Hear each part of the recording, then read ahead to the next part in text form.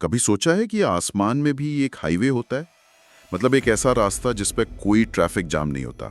बस हर साल लाखों पंछी हजारों मील का सफर तय करते हैं। इसे कहते हैं सेंट्रल एशियन फ्लाईवे, और रेस्टोरेंट्स की गहराई में उतरेंगे। जिन्हें हम रामसर स्थल के नाम से जानते हैं। बिल्कुल, हम समझेंगे कि ये सिर्फ झीलें क्यों नहीं है, बल्कि ये बिहार की एक तरह से जीवन रेखा कैसे है। और ये समझना जरूरी है कि ये मामला सिर्फ बिहार या भारत का नहीं है। नहीं, ये एक वैश्विक नेटवर्क का हिस्सा है। सही। और इसी महत्व को पहचानते हुए दुनिया भर के देश एक साथ आए और एक अंतर्राष्ट्रीय संधि पर दस्तखत किए, जिसे हम रामसर कन्वेंशन कहते हैं। पर एक सवाल है, ये नाम रामसर ही क्यों, कुछ और क्यों नहीं? ये नाम असल में एक शहर से आया है। बात है 1971 की। अच्छा। ईरान का एक बहुत खूबसूरत शहर है रामसर। वहीं पर दुनिया के कई देश इकट्ठा हुए थे। ओह। और उसी बैठक में इस ऐतिहासिक समझौते पर हस्ताक्षर हुए। तो बस उसी शहर के सम्मान में इसका नाम रामसर कन्वेंशन पड़ गया। अच्छा, तो ये शहर के नाम पर है और शायद इसीलिए हम 2 फरवरी को वर्ल्ड वेटलैंड्स डे मनाते हैं, क्योंकि समझौता उसी दिन हुआ होगा। बिल्कुल सही पकड़ा आपने। हर साल 2 फरवरी इसी ऐतिहासिक दिन की याद दिलाता है। और इस पूरे वैश्विक प्रयास का जो हेडक्वार्टर है वो स्विट्जरलैंड के ग्लैंड शहर में है। वहीं से इन सभी कोशिशों पर नजर रखी जाती है। तो इस ग्लोबल पहल से भारत कब जुड़ा? भारत इस संधि का हिस्सा बना 1 फरवरी 1982 में। अच्छा, 1982 में? जी। और तब से लेकर आज तक भारत ने इस दिशा में बहुत काम किया है। आज हमारे देश में जनवरी 2026 तक कुल 96 रामसर स्थल हैं। 96? ये तो काफी बड़ी संख्या है। और ये गिनती लगातार बढ़ भी रही है। जैसे हाल ही में राजस्थान की सिली झील और छत्तीसगढ़ के कोपरा जलाशय को भी इसमें जोड़ा गया है। तो जाहिर है इन 96 स्थलों में काफी विविधता होगी। मतलब कुछ रिकॉर्ड्स भी होंगे, जैसे सबसे बड़ा कौन सा है या सबसे छोटा? हाँ, विविधता तो कमाल की है। एक तरफ पश्चिम बंगाल का सुंदरबन डेल्टा है, वो तो होना ही था, हजारों वर्ग किलोमीटर में फैला हुआ। तो दूसरी तरफ हिमाचल की नन्ही सी रेणुका झील है। और सबसे ज्यादा स्थल किस राज्य में है? सबसे ज्यादा स्थल है तमिलनाडु में, पूरे 20 स्थल। 20? वाओ। हाँ, वो इस लिस्ट में सबसे आगे है। लेकिन एक सवाल है, आपने कहा भारत 1982 में सदस्य बना, तो सबसे पहले स्थल कौन से थे और उन्हें ये दर्जा कब मिला? ये एक दिलचस्प पेच है। भारत के जो 2 पहले स्थल थे, हाँ, उड़ीसा की चिल्का झील और राजस्थान का केवलादेव नेशनल पार्क, हाँ। उन्हें ये दर्जा 1981 में ही दे दिया गया था। 1 मिनट, मतलब भारत के आधिकारिक सदस्य बनने से भी 1 साल पहले? ये कैसे हुआ? ये एक बेहतरीन सवाल है।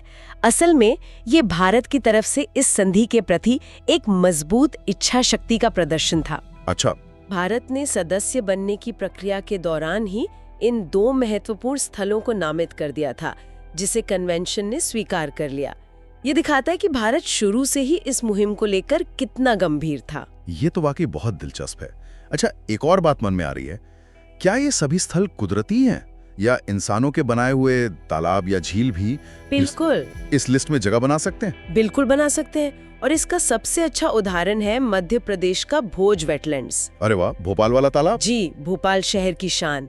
ये भारत का पहला मानव निर्मित रामसर स्थल है। ये तो बहुत बड़ी बात है कि एक शहर को पानी देने के लिए बनाया गया जलाशय पर्यावरण के लिए इतना जरूरी बन गया कि उसे अंतर्राष्ट्रीय पहचान मिली। सही कहा। ये साबित करता है कि अगर सही तरीके से योजना बनाई जाए तो इंसान भी ऐसे इकोसिस्टम बना सकते हैं जो प्रकृति के लिए फायदेमंद हो। तो ये तो हुई देश की बात, लेकिन असल कहानी तो बिहार के जमीनी नक्शे पर है। चलिए, तो बिहार की यात्रा शुरू करते हैं। कहाँ से? शुरुआत करते हैं बेगूसराय से, जहां एशिया की सबसे बड़ी गोखुर झील हमारा इंतजार कर रही है। कांवर झील, बिहार का पहला रामसर स्थल। मुझे याद है इसे 2020 में ये दर्जा मिला था। जी, 21 जुलाई 2020 को ये भारत का 39वां स्थल था। और इसकी सबसे बड़ी पहचान यही है कि ये एशिया की सबसे बड़ी गोखुर झील है। ये शब्द हम बार बार सुनते हैं, लेकिन ये होता क्या है? देखिए, आप कल्पना कीजिए कि एक नदी मैदानी इलाके में सांप की तरह बल खाती हुई चल रही है। ठीक है। हजारों साल तक बहते बहते नदी कटाव के कारण अपने घुमावदार रास्ते को छोड़कर एक सीधा छोटा रास्ता पकड़ लेती है। अच्छा, शॉर्टकट ले लेती है। हाँ, एक तरह से। अब नदी का जो पुराना मुड़ा हुआ हिस्सा पीछे छूट जाता है और जिसके दोनों सिरे बंद हो जाते हैं, वही पानी से भरी शांत संरचना गोखुर मतलब गाय के खुर के आकार की झील बन जाती है। अरे वाह! कांवर झील बूढ़ी गंडक नदी की ऐसी ही एक देन है। मतलब नदी आगे बढ़ गई और अपनी एक निशानी पीछे छोड़ गई, और शायद इसी शांत पानी की वजह से ये प्रवासी पक्षियों के लिए इतना आकर्षक है। एकदम सही। इसका सबसे बड़ा आकर्षण है साइबेरियन क्रेन। सोचिए, हजारों किलोमीटर दूर बर्फीले साइबेरिया से उड़कर ये पक्षी सर्दियों में यहाँ आते हैं। बिना किसी गूगल मैप्स के? बिना किसी गूगल मैप्स के, हर साल ठीक इसी जगह पर। वो नज़ारा जब हजारों पक्षी एक साथ हों, उसे शब्दों में बयां करना मुश्किल है। कांवर झील तो प्रकृति का एक तोहफा है, लेकिन जमुई में कहानी थोड़ी अलग है। हाँ बिल्कुल। वहाँ इंसानों ने ही कुछ ऐसा बना दिया जिसे दुनिया ने पहचाना। बात हो रही है नागी और नकटी की। जी, ये दोनों ही मानव निर्मित जलाशय हैं। नागी और नकटी डैम से बने हैं, और दिलचस्प बात ये है कि इन दोनों को एक ही दिन 11 अक्टूबर 2023 को रामसर सूची में शामिल किया गया। अच्छा, दोनों को एक साथ? हाँ, ये दिखाता है कि अगर कोशिश की जाए तो मानव निर्मित स्थल भी जैव विविधता के हॉटस्पॉट बन सकते हैं। इन दोनों को बर्ड लाइफ इंटरनेशनल ने इम्पोर्टेंट बर्ड एरिया का दर्जा भी दिया था, शायद 2004 में। बिल्कुल, और ये दर्जा बहुत मायने रखता है। बर्ड लाइफ इंटरनेशनल एक वैश्विक संस्था है जो पक्षियों को बचाने का काम करती है। जब वो किसी जगह को इम्पोर्टेंट बर्ड एरिया घोषित करते हैं, तो इसका मतलब है कि वो जगह अंतर्राष्ट्रीय स्तर पर पक्षियों के संरक्षण के लिए बहुत महत्वपूर्ण है। और शायद इसी दर्जे ने इन्हें रामसर सूची तक पहुंचाने में मदद की। एक बड़ी भूमिका निभाई कह सकते हैं।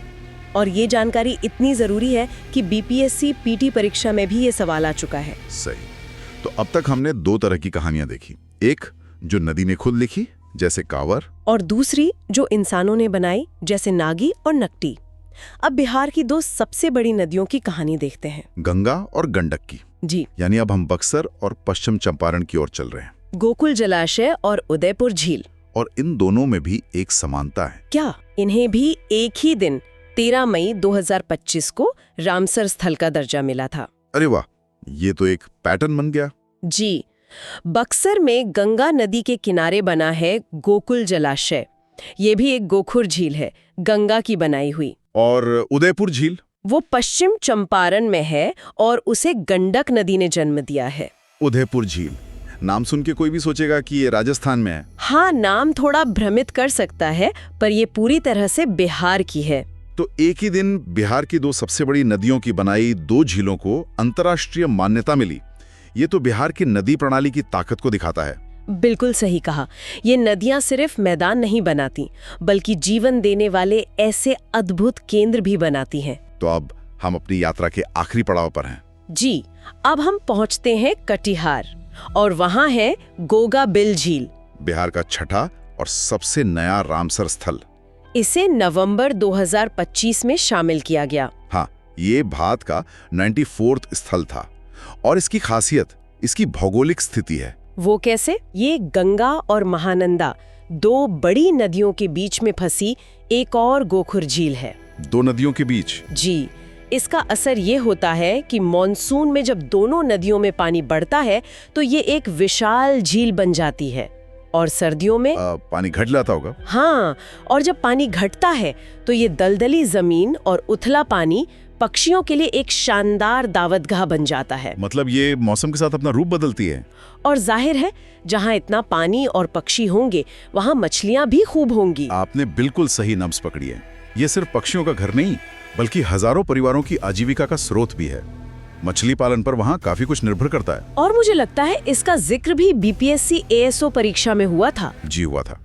तो बिहार के ये 6 स्थल सिर्फ एक लिस्ट नहीं है। नहीं, ये राज्य की नदियों की कहानी कहते हैं। एक तरफ बूढ़ी गंडक की बनाई कांवर झील है, तो दूसरी तरफ गंगा और गंडक की देन गोकुल और उदयपुर। और नागी नकटी में हम इंसानों ने भी ऐसी जीवन रेखाएं बना दी हैं। बिल्कुल। और गोगाबिल इन सब नदियों के संगम का एक उत्सव है। ये तो एक बेहतरीन नजरिया है, लेकिन अब बड़े सवाल पर आते हैं। इन सब झीलों, इन वेटलैंड्स को बचाने का असल मतलब क्या है? क्यों ये इतने जरूरी हैं? अगर मैं एक आसान उपमा दूं, तो ये वेटलैंड्स हमारे शहरों और गांवों के लिए किडनी की तरह काम करते हैं। किडनी ये तो बहुत दिलचस्प तुलना है, समझाइए जरा। देखिए, जैसे हमारी किडनी खून से गंदगी निकालकर उसे साफ करती है, हाँ, ये झीलें और दलदल भी नदियों और जमीन के पानी से प्रदूषण को सोखकर उसे फिल्टर कर देती हैं। ये प्रकृति के मुफ्त वाटर प्यूरिफायर हैं। अच्छा, इतना ही नहीं, ये एक स्पंज की तरह भी काम करते हैं। स्पंज की तरह मतलब बाढ़ को रोकने में मदद करते हैं? बिल्कुल, जब भारी बारिश होती है या नदियों में बाढ़ आती है तो ये वेटलैंड्स अतिरिक्त पानी को अपने अंदर सोख लेते हैं। तो आसपास के इलाकों में तबाही कम होती है? काफी कम होती है। ये जमीन के नीचे के पानी को भी रिचार्ज करते हैं, जिससे हमारे कुओं और हैंड पंप में पानी बना रहता है। और जैसा आपने कहा, ये मछली, मखाना और पर्यटन के जरिए लाखों लोगों को रोजगार भी देते हैं। सही बात है। तो आज की चर्चा में हमने बिहार के 6 रामसर स्थलों की एक अद्भुत यात्रा की। कांवर झील की विशालता से लेकर नागी नकटी के मानव निर्मित चमत्कार तक, गोकुल उदयपुर में गंगा गंडक की शक्ति को महसूस किया, और गोगाबिल में 2 नदियों के बीच जीवन के उत्सव को देखा। ये सिर्फ पानी के जमावड़े नहीं, बल्कि बिहार के पारिस्थितिकी तंत्र की धड़कन है। और इसी विचार के साथ हम आज की इस चर्चा को समाप्त करते हैं। जाते जाते एक सवाल सबके लिए छोड़कर जा रहे हैं। बिहार की इन आर्द्र भूमियों का संरक्षण सिर्फ पक्षियों और पर्यावरण के लिए ही नहीं, बल्कि स्थानीय समुदायों की आजीविका और बाढ़ जैसी आपदाओं से सुरक्षा के लिए कितना महत्वपूर्ण हो सकता है, इस पर विचार किया जाना चाहिए।